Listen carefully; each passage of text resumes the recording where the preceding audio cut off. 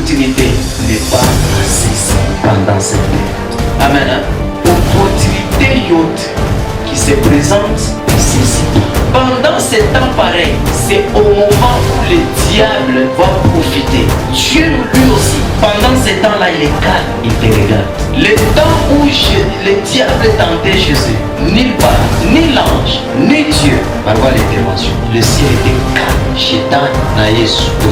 Ce qui a aidé Jésus, c'est quoi? L'attachement. 2. La prière, parce qu'il était en prière. 3. La parole de Dieu. 4.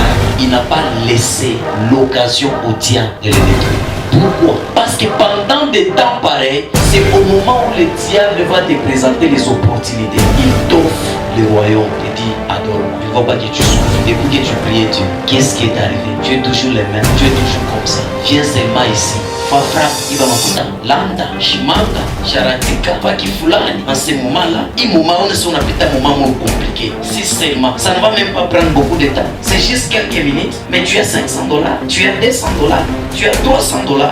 Lui vient t'acheter. Ne vends pas ta destinée. Ne vends pas ta destinée pour quelque chose qui va passer. Isaïe avait la destinée. Isaïe avait la bénédiction. Il avait le droit d'aînesse. Son frère vient et lui dit, non, donne-moi les droits d'aînesse. Alors je te donne à manger. Plusieurs personnes aujourd'hui vendent leur destinée juste pour le plaisir, juste pour l'argent. Ne vends pas ta destinée à quelque chose qui va payer. Il a vendu sa destinée.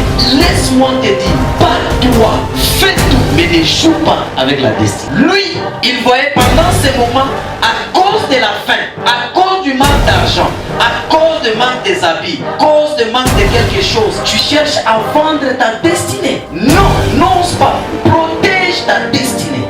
C'est ce qui fera de toi demain un grand homme et on viendra te chercher. Si Jésus, ces jours-là, il avait vendu sa destinée au diable pour juste l'adorer, ça coûtait combien pour lui de se mettre à genoux? Ça coûtait combien? Moins de 2 minutes, de 3 minutes, se mettre juste à genoux et adorer le diable.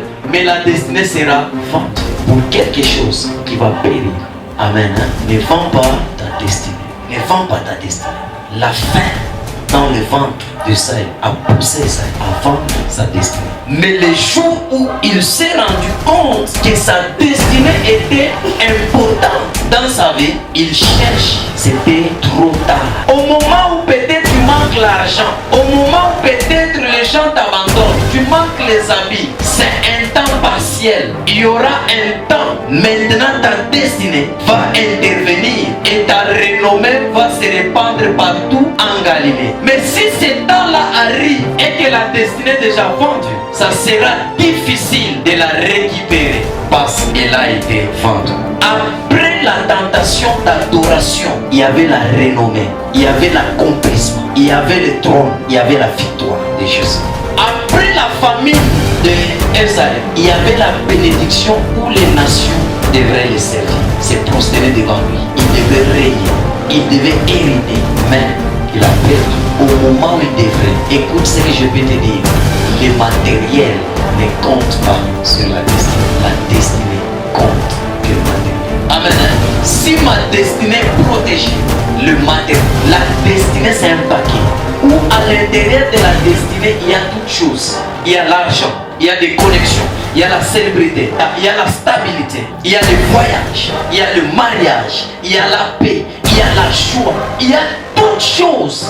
Pendant les jours mauvais, il y a des propositions, il y a des opportunités que le diable va présenter pour ruiner à ta vie future.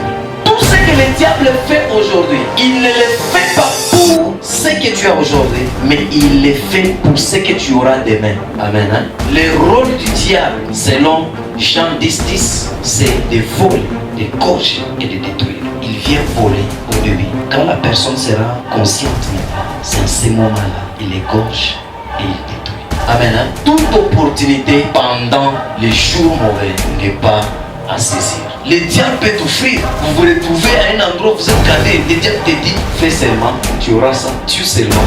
Tu te retrouves que tu es enceinte.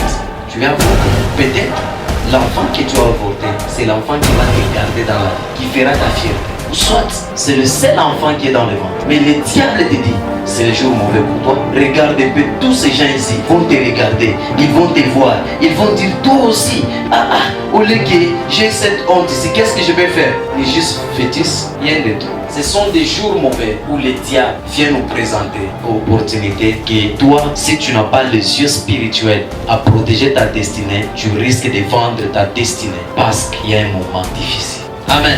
Ne saisis pas toutes les opportunités qui se présentent pendant les jours. Garde ton cœur plus que toute autre chose. Si Jésus était tombé, le monde devait être chaos. Si tu tombes, combien de personnes à ta destinée ne vont pas ta destinée, ne vont pas. Nous les hommes, c'est difficile des fois de vivre quelque chose qui se présente. Nous cherchons par tous les moyens. Maintenant, tellement quand tu cherches, vous savez d'abord quand un problème arrive, quand les jours mauvais arrivent, la première des choses, il faut avoir la maîtrise. Si tu manques la maîtrise, la patience, tu vas faire des dégâts. Amen. Que Dieu bénisse sa parole.